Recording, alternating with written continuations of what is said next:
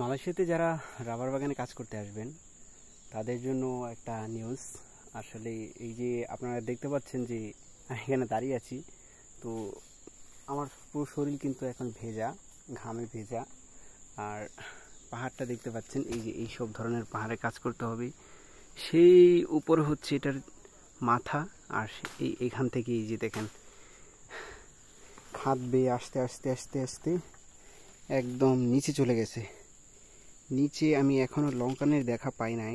এই যে মিনিমাম আরো 500 ফিট যদি নিচে যাই তাহলে আমি হয়তো লঙ্কান পেতে পারি কিনা আমি এখনো জানি না, বাট আমার মনে হয় 5 থেকে 600 ফিট নিচে গেলে লঙ্কানটা খুঁজে পাওয়া যাবে।